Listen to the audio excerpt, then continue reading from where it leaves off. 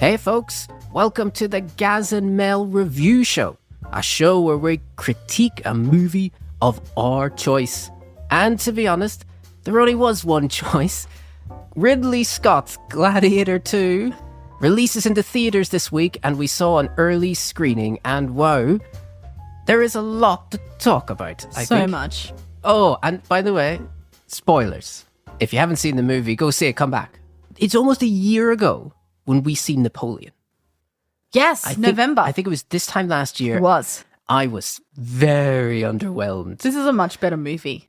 Do you feel like that? I feel like that too, right? We haven't really discussed what we think about this movie. No, we haven't. We went and saw it together, folks, but we had a very tiny debrief because we wanted to save all the good stuff for you. I always have this tension where I'm like, I like this movie. And then Mel sits down and I'm like, she hates it. She's going to destroy this. I have some criticisms. There are some problems with this movie. Don't you worry about that. Look, when I seen it, I was watching it. I was going, wow, this is a mess. It's a mess, but it's a hot mess. It's a hot mess. And boy, sometimes a hot mess is just what you want to watch, isn't it? Like, there's something. I had my popcorn and we were expecting it to be a hot mess because the trailer is a mess. Oh, that trailer. I mean, we've at least talked about this 4 times, I think, on the show. The trailer for Gladiator 2 is just so bad. Yeah. It is so bad. It's like, and when you watch, now I've seen the full movie, it's almost like they took all the worst parts, all the worst lines of dialogue and put them in a trailer. They didn't want to give spoilers. Is that why? I think so. It just was so terrible. But can we set the scene? Sure. So Gladiator 2 starts off with this really fancy, kind of painted, animated montage that recaps the whole first movie. But they don't look like cartoons. They look like people. It's just like the edges are softened. Movies do this all the time, right? I mean, sequels do the kind of, let's do the quick recap over the credits. And usually you just go, I've already seen that movie. I don't really need to see it again. But for some reason, the fact that it looks like a painting, you know what it reminds me of? It's beautiful. Yeah, it looks like it's hand animated. Like it almost looks like a hand rotoscoped Which kind animation. of puts you in the mindset of we're going back in time to ancient Rome. It's very tasteful. Yeah. I was actually, it was one of the first times I've seen a major motion picture do a recap. And I was like, this is pleasantly visually cool. It's very classy. Really cool. And again, because it's painted, you get that sense of like, you know, it's history now. It's old history. It's you know, back in time. Motors. I was like, and I got good vibes immediately. I was like, ooh, this is good. And Ridley Scott has good taste. I mean, this is why he is who he is, because you just go, yep, visually, this is looking cool. I'm stimulated. And then it's like 16 years have passed. And you're like, okay, so I know where we are now. So 16 years have gone by. And I'm thinking, okay, so some people are going to be alive from the first movie. Some will be dead. Some will be dead.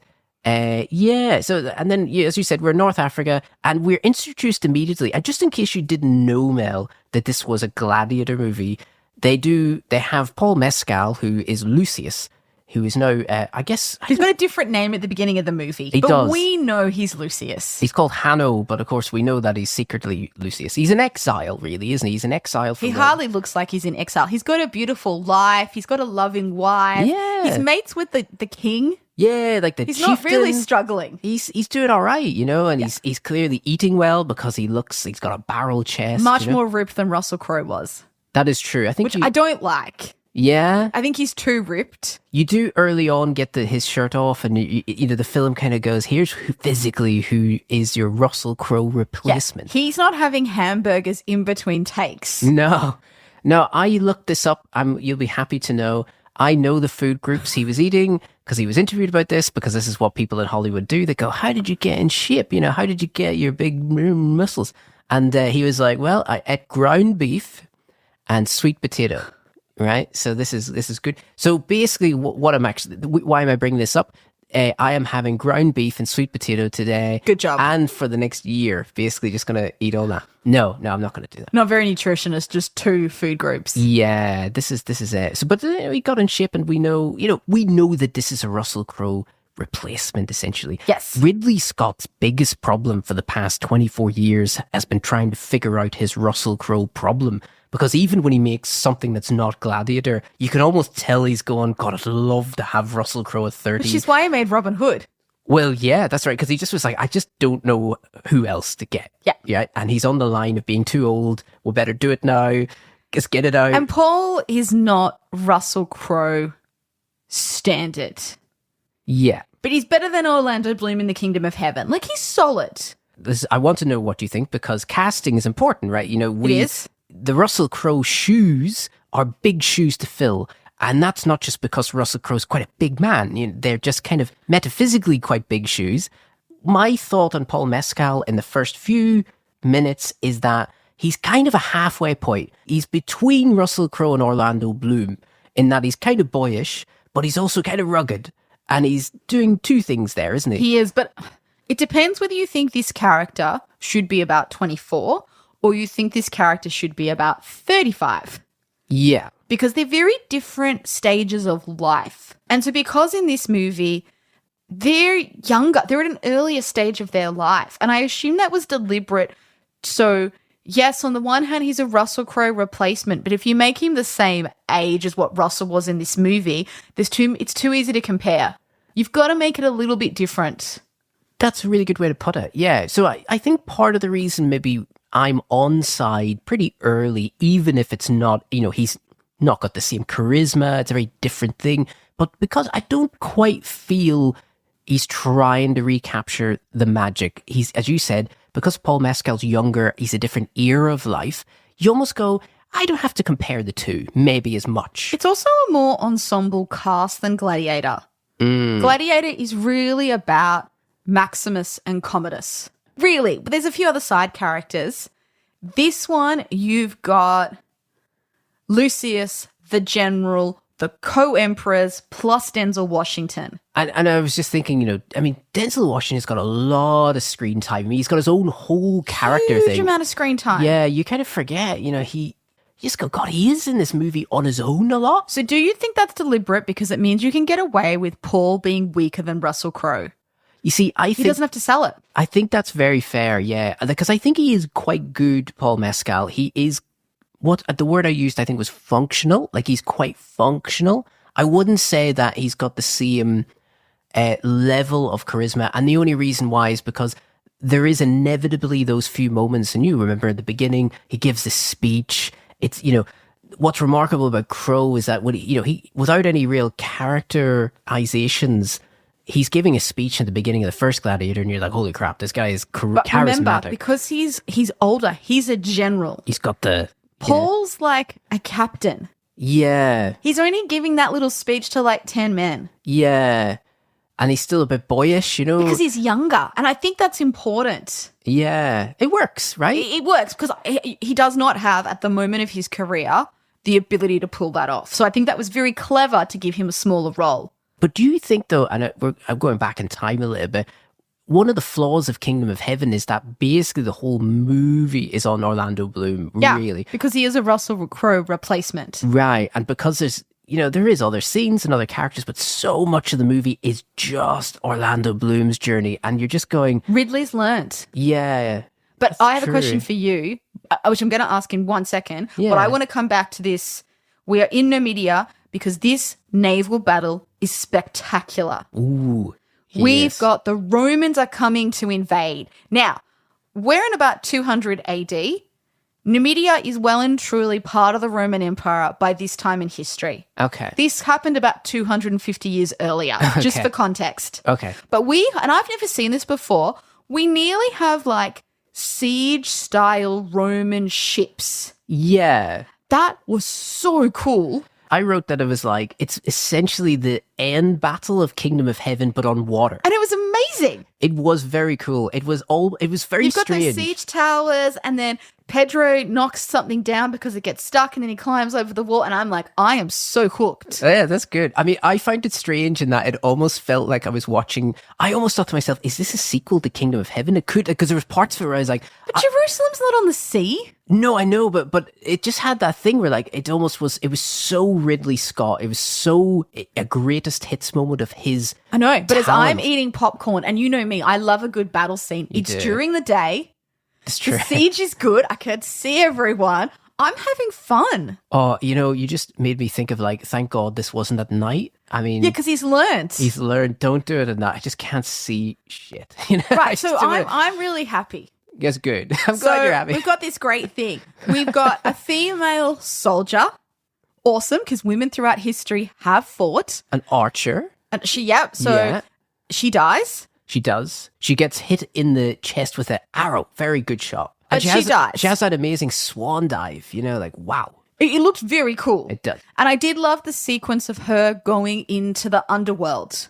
Oh yeah, The two boatmen, yeah. It's almost like a echo of that Elysium. and we go black and white. It's great. It's well done, visually sumptuous. But it's different to the first movie because she is a soldier who dies honorably. She's not a civilian. So this can't be a revenge movie like the first one when Maximus's wife is murdered. Yes, I mean the emotional thing is very different. Yeah, she dies in battle. She's a soldier. Because you end up hating Commodus because of it's just cold-blooded, isn't it? But Yeah, but in it's this horrible. in this movie, it's more like Pedro Pascal's general is going like, "Hey, we're gonna die. Shoot that woman up there." And it's like it's kind of like this is the rules of war. It's, Totally, because yeah. she shot one of his comrades. So you don't hate Pedro Pascal No. at all. You just go like, well, anyone would do that if you're trained. I mean, that's what you do, isn't it? It's fair.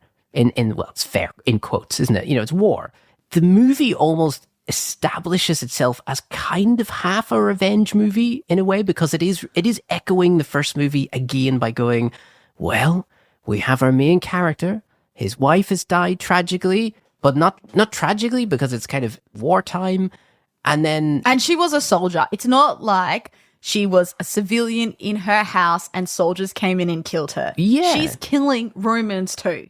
but isn't that cool though? That it's like amazing, that? but I would have loved to have seen more women in that scene. Yeah. That felt a little bit unbelievable that there's only one woman fighting. I was like, either there's none is that not or enough? there's a few. Is that not enough? Come on, Ridley. You're doing better, but try harder. I was like, I'm on side. Like, I love a good battle scene, but that just felt a little unbelievable that there's only one. Do you think that, like, I do think that there is a filmmaker-y thing where they're like, yeah, we gave them one. It's fine. No, not That's good enough, isn't it? That's like 1 in 5,000. That is not good enough. Because when they question me about this, I'd be like, hey, there was that woman at the beginning that died in like 3 we can't minutes. even remember her name. No, she died immediately. Because I thought to myself, what, there's a strong female character. Great, but she's dead in the first 10 minutes. And I thought, well, this really sets the movie up Yep. for giving us like a real diverse. Ridley's really learning. Yeah, let's do it. Let's show that everybody and anybody can get their hands dirty and get some weapons. And then, like, for the rest of the movie, there's like no women in it. One woman It's like for the rest of the movie. There's one woman, and it's the same one from the And she is very good. Connie is excellent. Connie Nielsen returns, but she is so good. And actually, when she first appears on screen, Connie Nielsen, and she's returned to the franchise as the same character as last time, I was just like, oh, this is so good. And then I realized one of the reasons it's so brilliant to see her is because, as you said, there's just no women around. So it's almost part of my pleasure of going, thank God there's someone else than There's a a little Harry. bit of balance of energy. Yeah. There's a slave who basically has no words. I'm almost desperate for some feminine energy. You know what I mean? Like, it's just because it's just nothing but slaughter and pure manipulation and brawn and kind of penis energy about. And then all of a sudden, it's like, oh, thank God for that. I mean, there's just one scene where she appears, and you're like, oh, good, this is important. And again, Ridley has done what he's done many times before. He has taken women out of the story who were factually in. So our co-emperors, Caracalla and Geta, did have a mother, Julia, who in many ways did the bulk of the administrative running of the empire while they were in charge. Right. Okay. She's not in the movie. They don't even talk about her. right? No. She's not even... It's as if she's dead. It's almost like they're motherless emperors. You know, they're just like... Now, they around. weren't twins in real life. They were co-emperors, but they're about 11 months apart. I couldn't work out if they were twins or not. Yeah, there's this whole scene where he talks about he tried to choke me in the womb. Oh, yeah. The umbilical cord. Well remembered. I do. That's a good point. Yes, I take it back. All these movies, the emperors are always really corrupt. And this is obviously these two are really corrupt and egregiously terrible at running. No, Caracalla in real life either murders Gedda or he has someone else murder Gedda in front of their mother. Really? Yeah. So that's the real story. So you don't need to exaggerate it, really. Like, it's pretty weird. I think the big difference is Caracalla was not kind of this effeminate ruler. He was a soldier first, emperor second. So he was out on campaign for most of his reign. Yeah, there is... He's not hanging out with a monkey. There is something about that that's weird in the movie where, men with makeup is evil. You know, they have that in these movies where, because they do look... But lots of Roman men wore makeup. Just as lots of French aristocrats wore makeup. Right. But, Ridley Scott's got that theory that it's evil. There's a straight line there. Mel Gibson does the same logic with good. He does. It's a very common director trope, and I don't really have a problem with it. Yeah. In a movie that has lots of characters. Yeah, true. Because a little bit like Hunger Games, the Hunger Games is newer to the first Gladiator movie, to show corruption and decadence and all that. You have wigs, you have makeup, and that Rome did have all that. Yeah, it's quite larger than life. It's ostentatious. Right, that's right. There is almost an inherent campiness to that level of power in a way, because you can do whatever you want. They got slaves. Yeah, you just go I have all day to think about this stuff.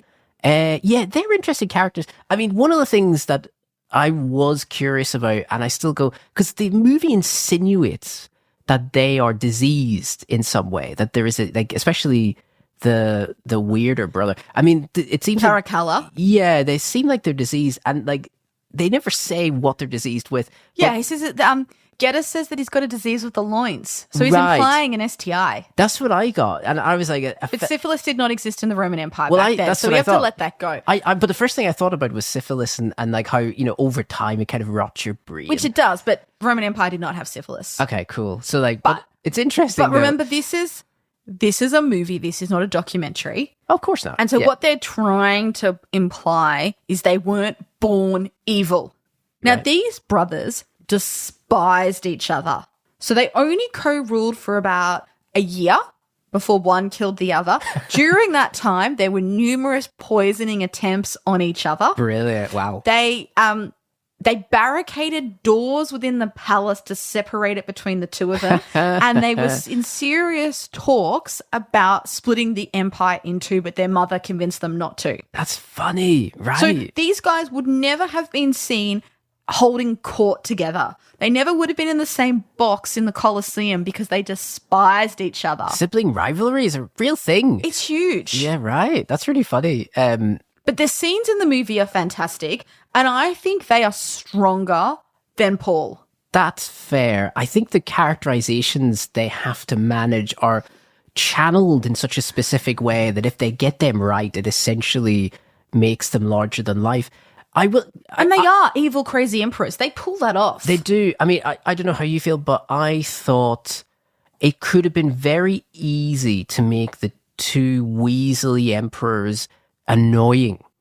And actually, in fairness to Ridley Scott and the actors, what they've managed to do is take these relatively Weasley, corrupt, diseased-like characters and actually make them pretty intimidating in their little way. They're captivating. Yeah. You are intrigued by them because they hold such power in their hands. And they have those moments when you can see them turn to bloodshed, and they do it so easily. They get turned on. That they get turned on. They've got that thing of, power where they've seen so much kind of, they've both killed before. They were soldiers growing up. So death is not new. And I feel like they're so bored almost of their lives that the way they get excitement is to see violence in such a vile way that's, as you said, it almost turns them on. And there's something the film really reflects that in a truthful way. Like, I saw them and I was like, I really buy that they're bored. Yeah. I buy that they're just there's that brilliant scene where they're in that house. I love this scene. So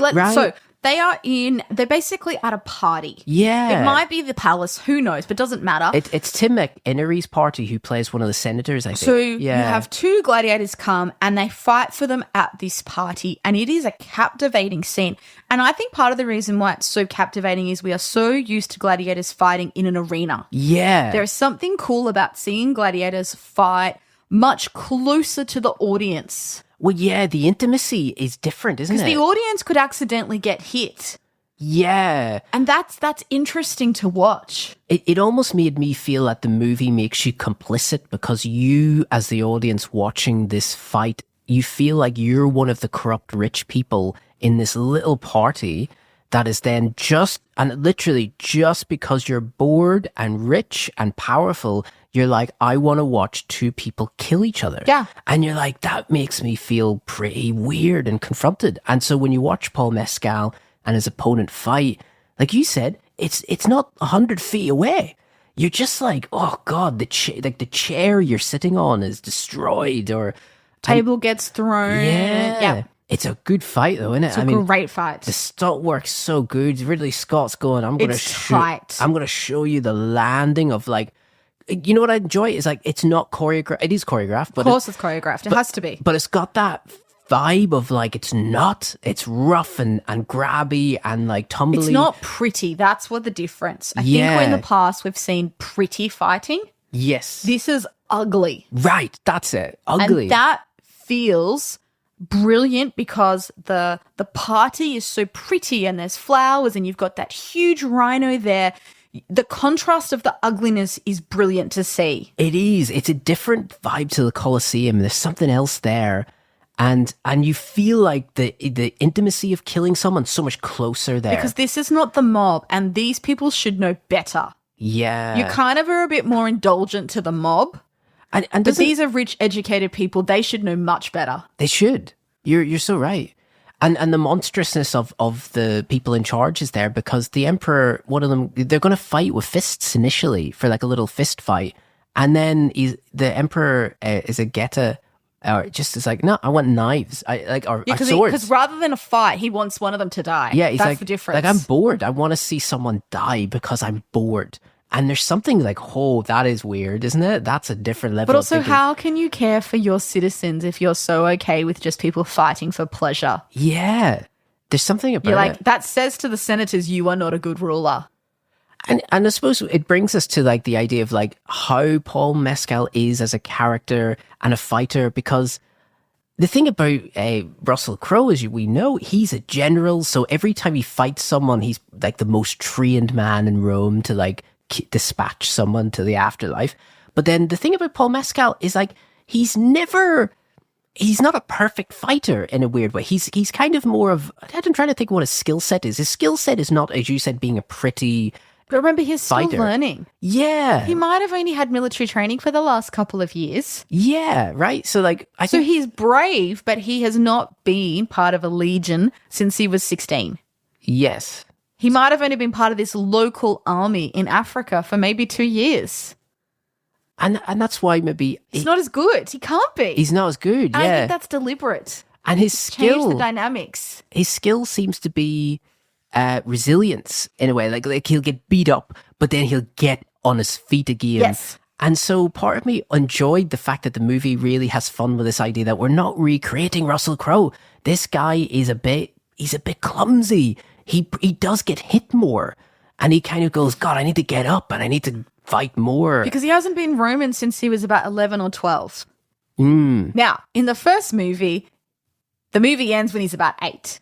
Oh, he's young. So we have a slight, the maths doesn't actually work between movie 1 and movie 2. We have to indulge that. I think so, because he doesn't look 12. No, he doesn't. In the first movie. No, and they say he's 8. Okay. But the movie's done it to make the timeline work so the co-emperors can be ruling and all that sort of stuff. Okay. So that's why they've done it. Yeah, because even when they do say he's 12 in this movie, and I'm like, that kid's not 12. No, No way. So we just have to pretend it's a little... the maths works. Okay, that's okay.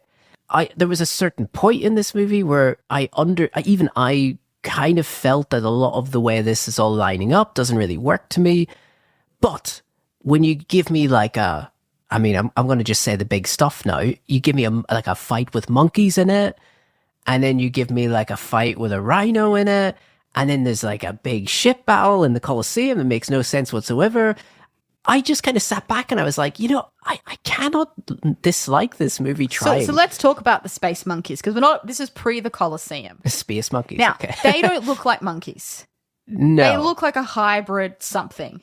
They do. Yeah. And that is a genuine criticism of this movie, is something weird happened with the monkeys. I don't listen. Because the rhino looks real. Yeah. The other animals in the movie look real. They look like There's real. just something's happened with the monkeys. I do want to say, when I was watching the movie with Mel in the theater, everyone was very quiet during the monkey battle, but you were cackling with laughter. It's funny because it looks funny. ridiculous. I said this to you as soon as we walked out. I thought the monkey fight actually looked better than what I thought it was going to look, because they took the worst shot of a monkey and put it in the trailer, and I thought, this is going to look so garbage, and I was so prepared for the visual fidelity to look like poo. And then I watched it and I was like, it's not awful. Yeah, but that's still a pretty bad standard. But that's what I mean. I think maybe that's what the point of the trailer was to just lower my expectations so low that when I saw the movie, I was like, it's all right. I'm happy. This is this is so much better than I expected it to be. So yeah, we do have an issue that they don't look like monkeys. But then we can come 1 star, Sure. That's a fail. And we've got Denzel Washington. Let's bring him in. He's the slave owner. Right. Matt Crinus, the gangster, bisexual slave owner. Well, because the way they've edited the movie, you have no idea of his sexuality. I think he's supposed to be bisexual, and I think they certainly allude to it a lot, but you don't see. So apparently there was a kissing scene which got taken out. Really? Yes. Oh, we should get that. This is why you have a director's cut. Get all that stuff back in. But I think there's already too much going on that unless we can find a plot logic... Yeah. I don't really care what his sexuality is or isn't. He adds so much characterization to this whole movie. Agreed. Because this whole movie, I think, without him and his eccentric choices, if they weren't there, the fun factor of this movie would half, I think. Do you really think this is his movie? I mean... It's not Paul's movie. I think that's true, yeah. I think Paul's on the poster. Paul is the main character on paper. But I think I totally agree. I don't think... It's not his movie. I don't think it is his movie. I think it probably is Denzel Washington's movie. And I think part of the reason why is because, it's a cliche. He's old enough and good enough to pull off the lead. I think that's why. Which is correct to have him. Because every scene... This is the thing about Washington, is that he's smart enough. He's also worked with Ridley Scott before. He's confident enough. I think you could give him any scene and he would be like, he's doing something there. There's something going on. It's more than that. The level of thought that he has put into that character. Yeah. You can really see that. It's like some of those smaller characters in Spartacus, those 2 older guys. That's a fair point, yeah. He's really thought about it and made it his own. Like the way he flicks his wrists or moves the robes. It's all that stuff that makes his character something. Yes. It's not just the lines. Because you're right, because in Spartacus, those 2 characters, Peter Ustinov and Charles Lawton, yep. Those 2 guys are hyper-experienced actors who, if they're given something that's a cliche, playing the normal cliche power shift, they'll fix it. They'll fix it because they just go, I understand this better than anyone. But Denzel Washington is now that of his generation. He is. Yeah. And it's a delight to watch. It's so true. It's so true because you're right. Because so many of his scenes are those reasonably basic power shifting, I'm going to manipulate you scenes. But when you watch him do it, he's going, no, I'm going to make a choice that's going to make you go, oh, that's interesting, isn't it? It's like the killing of Getter. How he gets behind Caracula with the knife underneath, and that is such a good way because Caracula in many ways thinks he did it. Yeah. But it's so brilliant. It's quite cool to see a visual monstrousness in him at that point.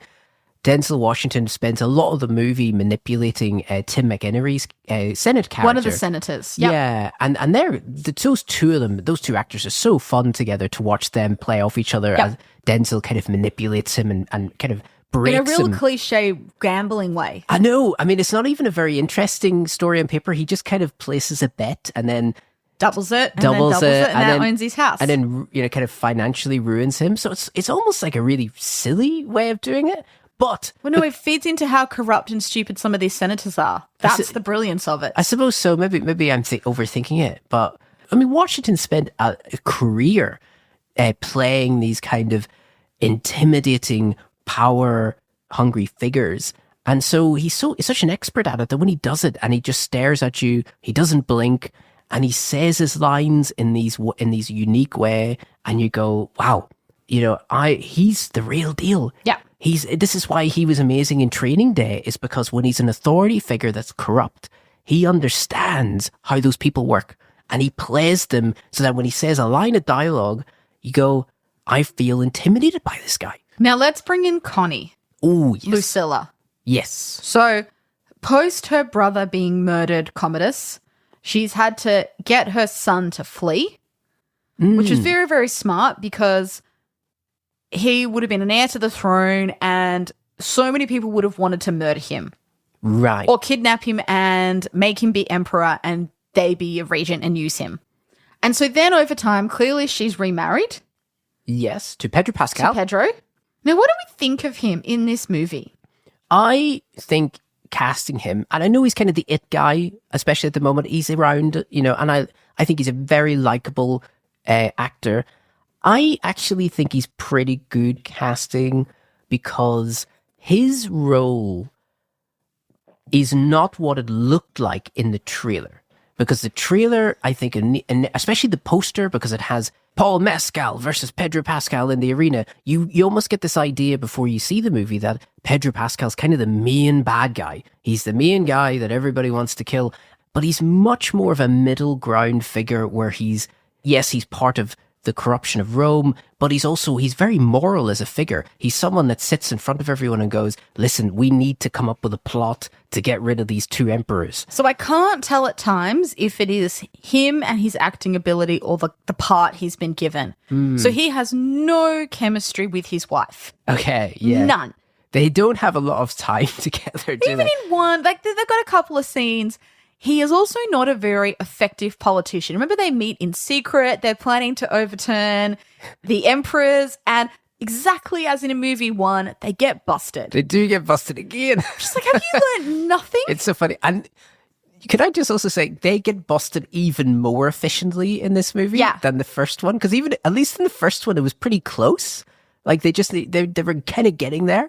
But in this one, Pedro Pascal's walking down a corridor with about, I don't know, 50 men, and all 50 die immediately. Don't they, by arrows? That just didn't really. And then buy that. and then he's alive in the middle, going, "Oh God, this didn't go well, did it?" So I didn't love him. Interesting. In this movie, so I'll rephrase.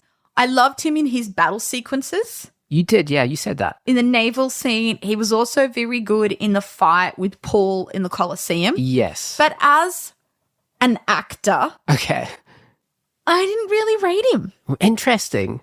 But he's probably one of the weakest in the movie. Yeah, that's an interesting one.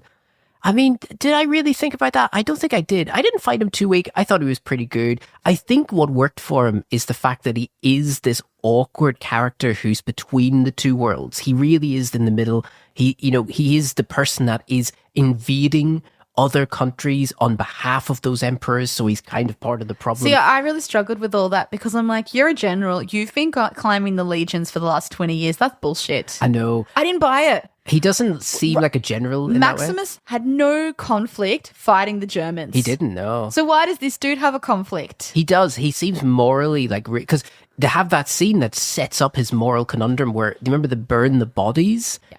Or after the battle. And you have to stop the prevention of disease. Which is true, but he has that thing where he says the line, for the glory of Rome, which is a bit awkward, I will admit. You can tell he's trying to convey a contradiction where he's saying, hey, Rome is glorious, but then he's looking at all the dead and he's going, God, I feel bad about that. And that's fine. Wish I hadn't killed all those people. I'm sure they were nice. I don't think Pedro Pascal is believable totally as a general, but he's also not someone that's going to be at the ground level. Having him be the weird person in the middle between, should I really fight on behalf of Rome or should I really go, we should start a rebellion? He's kind of stuck in between it. So I'll rephrase this. he was a general, or maybe someone slightly junior than Russell Crowe back in the day. So they both served under Marcus Aurelius. He would have had zero conflict fighting the Germans. Yes, okay. And so I'm just like, I just don't believe this. I get you, yeah. I get you want to overthrow the co-emperors because they suck as emperors and they're corrupt and they're vindictive and they're dangerous. That I get. And they've syphilis. I don't get you having issues expanding Roman territory. Yeah. I don't buy that. Yeah. One of the weird things about this movie is when they finally get Paul Mescal and Pedro Pascal, got to get those names right. When they finally fight together in the arena, the movie's been traveling to that direction for at least an hour and 20 minutes. It is an interesting fight for the fact that you almost don't want either of them to die because they're both pretty nice people. And you don't. But also, it is a strange screenplay thing where you're like, I don't know how much, I'm not really invested in them fighting, because you're watching these two fight each other and I suppose there's a tension. I don't care. Yeah. That's my problem.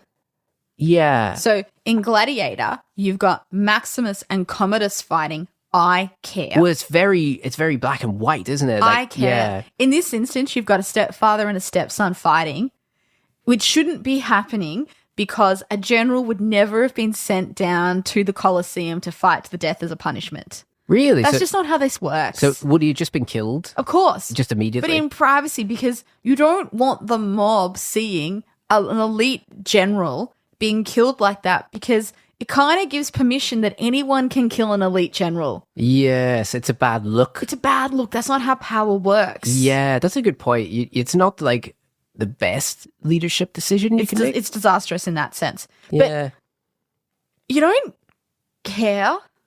Oh, I mean, I do care. In that moment. No, I have to say, I have seen many gladiator battles throughout these two movies. Yeah. And I really don't. This one does not create emotional. Yes. I mean, we've already once you see the rhino fight, it's all kind of downhill. Rhino fight was epic. I mean, loved it. Loved it.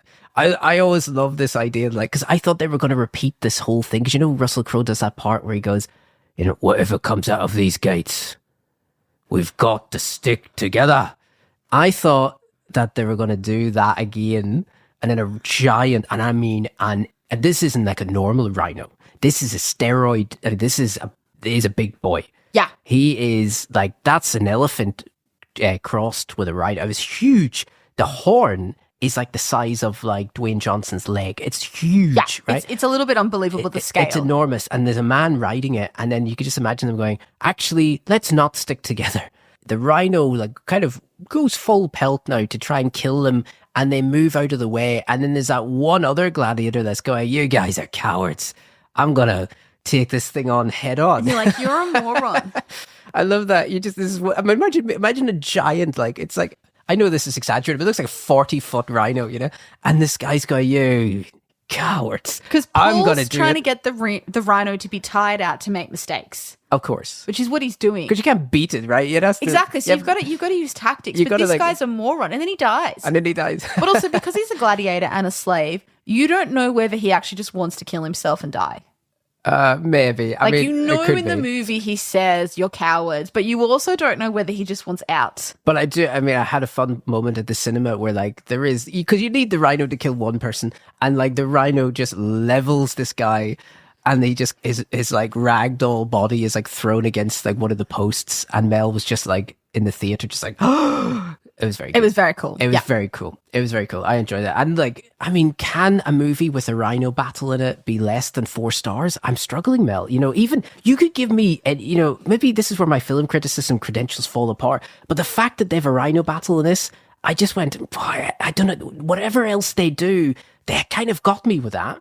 I feel it was very cool. Now there is some evidence that Caracalla did have a rhino present at his games. Oh, really? However, okay, the idea of having a man on a rhino fighting it, controlling it, some commentators have gone, that's much more Star Wars Phantom Menace. I would say that's very true. Yes, I love the idea that the guy's going, whoa there, now slow down, as if the rhino's trained, and it's just a big horse. But you know what? In a movie where we've kind of got space monkeys, and we've got that 20% of make-believe. I think it works really well. It is so true, though. I mean, this movie has a level of make-believe that the first one just did not have. I wrote about like how I feel like Ridley Scott just thought, I'm just not going to win an Oscar for another one. So I'm just going to put bloody monkeys in it. I think he thought, how do I make money? Yeah. And how do I make like a popcorn movie? Yeah, this thing is so much more of a popcorn movie than I realized it was. It doesn't have the emotional depth and complexity of the first one. No. But it has much more outrageousness. Because it's so true. It's almost like he just gave up and like, I'm not going to recreate the magic. I'm going to do like... Well, how many times has he tried? Yeah, it's like gaudy, over the top, campy, absurd, violence. And in some ways, it's worked better because he has stopped trying. I think that's so true. I think the fact that I think in Napoleon, my problem is that you could almost tell he was still doing I'm making a awards movie, we're doing a prestige picture. And then now he's getting to this movie and he's like, screw it. Yeah. And do you know what? Denzel Washington might win an Oscar for Best Supporting Actor. And maybe he deserves it. I mean, he was great at it. He literally is the most entertaining person probably in the movie. He's so fun. Yeah. And I love when he's going into the Senate and he's got the decapitated head. Which is very Roman. And also, please note, he's not a senator, so should not be there. No, right. Yeah. I mean, it's so absurd. And he's putting the head down. He's like, I want your permission to do these things. And it's obviously him going you better do what I tell you. Which is insane. It's wonderful. Because he actually has no power. That scene's quite unbelievable. Yeah. Just because he's got a dead emperor's head.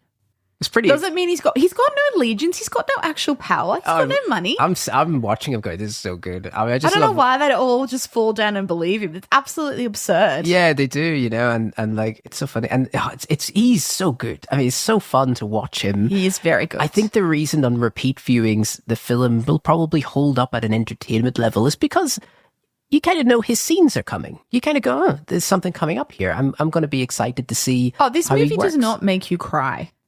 Oh God, no. Right? It's not. It doesn't have that emotional pull on you. We have the insanity of the end of the movie where you've got Lucilla in the Coliseum. Oh, yeah. Pedro's dead. It's all just a bit... It gets a bit mad, doesn't it? It gets really mad, and I'm like, we're kind of having a civil war commencing in the Coliseum. That's right. There's social upheaval in Rome because... And the archers, because they've created a riot. It's all a bit chaotic. And I mean, I'm not buying it. I was so with the movie by that point because I just accepted that the movie was something else. It's not even Gladiator 2. It's kind of like Michael Bay's Rome because it's just basically we're doing this over here and there's something here. Look at that. There's some crazy stuff happening here. It's just now a sword and sandal movie that happens to be called Gladiator 2. That's so true. It's no longer that movie. It almost makes me wonder I guess that's maybe I'm reviewing this movie not as Gladiator 2. Maybe that's what it is. Because if it was called something else, if they just remade The Fall of Rome or something, maybe this would work, right? I think people would be more accepting of it. No. But I wonder if it's because it's Gladiator 2 and because he is Maximus's son and because he ends up wearing Maximus's armor by the end, which I found a bit much. I didn't think they needed to do that. All of the callbacks, I'm like, ugh, they don't really work at all. But as soon as they stop trying to be Gladiator 2, I find the movie just kind of sings to me as popcorn entertainment. Doesn't it? Popcorn entertainment is what I'm going for. And can I underline this again? I've said this before. I was expecting this movie to be really bad. I thought this movie would be quite bad. And I'm very surprised. It's not bad. How not bad it is. It's not bad. It's fun. It is fun. Go and see it. It is fun. But don't expect... Maybe I'll describe it this way. It is a different tone and tonal level than the first one. Yeah. This is sharks in it. You know what I mean? I did like the sharks. The sharks were great. But I'm not going to cry though, No. You know what I mean? And you're they've got two ships fighting and then people fall into the water and then a shark chews someone. And I just was like, what? This is insane. Now, The Colosseum back in the day, not in 200 AD, but further back in time, did have some naval battles. Okay. So that's not insane. Okay. What's different is they did not have sharks. Right. And over time, as the Colosseum became a more sophisticated, even more crazy stadium, they decided it was easy to have naval battles or recreation of naval battles closer to the Tiber River. Okay. And so that's what they did. Okay, so on an actual body of water. They would build still. It was artificial, but it was easier to fill it up if you're nearer the river. I suppose that would make sense. Yeah, true. I mean, So that's not insane. Right. The shark bit is the insanity. When you see it more than once, you start thinking about these things. And I was thinking, you'd have to have a guy. You'd have to have a shark guy. You know what I mean? Like you'd also need some salt water, not fresh water. Right. How else are they staying alive? Well, that's true. So you'd actually have to have a guy going like, right, we're going to keep these sharks together for Tuesday. But remember, labor's not a problem. This is a slave economy. They can afford a shark guy. Could you imagine though going to the Coliseum in like, when is it, like 200 AD or whatever, and like getting the pamphlet and it's like Tuesday is Shark Day. And you'd be like, guys, we have to get tickets for Shark Day. Yeah, but remember, Wednesday is Bear Day. And Bear Day. Thursday is Rhino Day. Remember, you go there to be entertained. Okay. That's so good. It's meant to be larger than life. It's so good. I don't know how the water stays in there. I don't know. I don't understand. The water's super clear too. Very blue. You know, it's very beautiful. Beautiful water. I can't decide if I appreciate or not appreciate this. They've allowed it to be more easily open for a third movie because they haven't killed off Paul. No. But we do have Senator Gracchus has died. He did die. And Lucilla's dead. That's right. Senator Gracchus died very suddenly. I mean, he's also a very old man. I was really surprised to see him in that movie. I wonder if Derek Jacobi said, look, I'll do it, but you got to kill me, you know? Because I can't do many scenes. I'm not well. I am not traveling to Morocco again. You know what I mean? It's not going to happen. I love that. Because, it seemed unnecessary to kill him, but they did it. Do you know this? Like Ridley Scott has already said that they're developing a third Gladiator. Of course they are. And apparently it's pretty well thought out. It's not written, I don't think, but I think they're really seriously going, we're developing it. I wanted to be less obsessed with the Colosseum and broaden the world out to be more about the Empire. So you wanted like, let's get out of the arena. Yeah. Know? Well, because I've seen it to death. Well, here's my thing is like, if you're going to do Gladiator 3, right, it has to be about a gladiator, right? That's kind of the point. Yeah, but Lucilla's already a gladiator. It doesn't mean you have to have gladiator fights. Well, that's it. But and you could free gladiators to form part of a new legion. You can do lots of things. But here's my big problem though, Mel, right? You've done the first Cry movie, which is very good and sincere. And then you've done the other movie where like, we're out of ideas. It's trash. Yeah, it is literally like hot trash, right? It's a hot mess. And like, and as part of being a hot mess, you're like, we don't know what to do, so we're going to do monkeys and rhinos and ships and what do we got? And you go like, okay, so we're doing a third Gladiator. What the hell do you do now? Move to the Circus Maximus, which is even a bigger stadium. Really? That could hold 150,000 people. Maybe, but like, it doesn't have to stay at the Coliseum. Like, I'm ready to expand the world. I see what you mean. I don't need it to be about another failed coup on the sides of the Coliseum. Got you. I see what you mean. Okay. Yeah, I can see, but it's going to stay in the Roman Empire, and I want corrupt, dodgy emperors, but that's enough. I just don't know what you fight, though. I just don't know what you fight. What do you mean? There's other ways of fighting. I suppose so, but I'm just sitting here going, like, the story, I feel like the only way to do it again is to go back to the kind of real cry kind of stuff. You have to really go, you can't go more absurd than maybe this movie, I think. Why not? Well, you could go just as absurd again. I suppose so, but I don't think it'll work as well, though. Depends on the plot. But what I would like is some more female characters. I think we agree, yeah. We need some feminine energy in this thing. But also that have, like, lines of dialogue. Maybe the rhino and was even female, more. You know? I'd love them to maybe at least have one line to each other. No, I think you've got a point. I think also if you're going to expand the universe, you got to actually expand it, right? We can't just have like old men that do nothing but eat ground meat and pumpkin. You know, we need more sweet potato. Sorry, that's why I'm not putting muscle on. That's why. But yes, when we walked out of the theater, we did talk about that weird scene at the end. Right? We did talk about it because at the end of every Gladiator film, you know, they do the Hans Zimmer's old music comes back Still emotional, still as good as ever. It's still as good. And it just reminds you how probably not good the score is, because it's like the only way the score gets better is if you just take the old hits and you bring them back in. Which I'm fine with. And I listened to I listened to the Gladiator 2 score in isolation today, and it's pretty, like, it's okay. It's fine. It's okay. It's passable. But you could tell that they really need, the old Hans Zimmer magic at the end. So they put that in. Paul Mescal goes into the empty coliseum, just like Juba at the end of the first movie. And he grabs the dirt and he goes, "Speak to me, Father, speak to me." And then there's pink clouds and it ends. And it was Russell Crowe's hand. It's the same Spanish yeah, field. he's got the wee...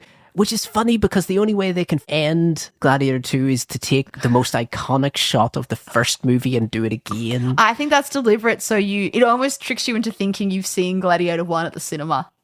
I think that's fair. To leave you with that emotional feeling of like, I've seen something good tonight. Yeah, it's as good as the first one because it's kind of the first one. Yeah, I know. It's like a trick, Oh, it's just as good as the first one because it's all the same stuff's in it. They're definitely setting up a sequel, though. Definitely setting up Gladiator a sequel. 3. Oh, now that we've done a Ridley Scott movie last year and now this year, if we don't get one next year, I'll be very disappointed. You and I go and see a Ridley Scott movie every year because the year before we saw The Last Duel. We did, which we weren't fans of, I don't think. We weren't. Yeah, no. From what I gather, Ridley Scott is doing... It's quite different. Apparently, his next movie is a Bee Gees biopic.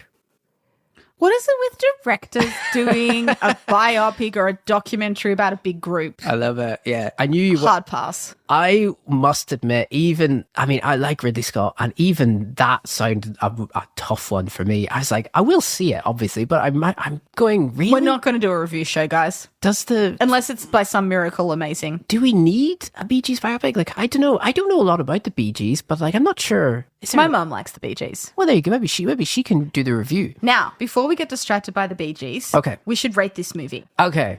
I've struggled on this rating. So, as a popcorn movie. Yeah, this is what I'm thinking about. Yep. I'm going to give this movie 4 stars. Yeah, I was going to give it 4 too. Because really? I gave Twister the sequel 4 stars. Well, there you go. As a popcorn movie, I left the cinema having a really good night. That's what I'm clinging to, actually, because I think what you felt at Twisters is kind of what I feel with this movie. Yeah. In that I feel like there's a really aesthetically pleasing, kind of brain-deady, exaggerated, mad movie in here that I just was like, this is really fun. I had fun. And I had a great night at the cinema. And that's, when it markets itself as something a bit trashy, that's actually what I want. Yeah. Do I have an enjoyable, pleasurable couple of hours in the cinema eating some popcorn? Yes, I did. This is actually a summer blockbuster released in November. Yeah. Which is great for us in the Southern Hemisphere. Which I didn't expect at all. I thought that was not what it was going to be. Well, that's just Ridley Scott's film schedule. He releases in November most years. And by the way, films Gladiator 2, 51 days. 51 days makes... I don't know how. That's insane. The speed is outrageous. I'm not expecting Oscars this time. I don't think they're going to go for it. I wouldn't be surprised if Denzel gets nominated. That wouldn't. That will be interesting. It is a very... He's very good in it. Eccentric role. Maybe if the competition's not, maybe supporting, maybe. Oh no, he wouldn't get Best Actor, Best Supporting. Yeah, that's possible. Maybe costume design, possibly. It's so good. Hey, they won't get it for CGI. Well, if they do, you'll be the first one writing a letter. And like you'll be writing a letter to the Academy, and the header of the letter will have a picture of that monkey. Space monkeys. You in ancient Rome. Losers. Did you?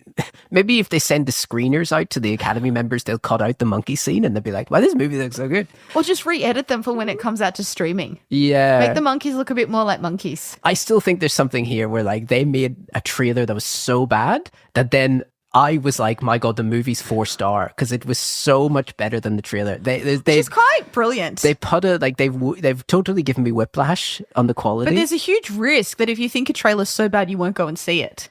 Well, that's the part of the risk, isn't it? But I was always going to see it though. So I don't know. I wonder why. Everyone says the same thing, that they just thought it looked rubbish, I have a friend that refused to go see this movie.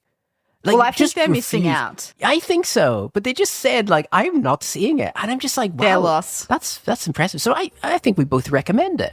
Oh, I recommend it. Go see it. Go have some fun. Awesome, that's great. Well, there we go. Gladiator 2. Turns out it isn't the best movie in the world, but pretty good. It's a great Friday night movie. Go check it out. Go check it out. Thanks, folks. That is our review for Gladiator 2. Now, remember to review our show on your favourite platform of choice. It really is a great way to support us. And hey, if you want some more content, my official review for Gladiator 2 is now available on realmoviesfakehistory.com. I don't know why I said official. It's not like you can get like a fake review off Temu or something. But there we go. It's on the website, so go check it out. If you want some more content, it's up there now. So check it out. Sounds good.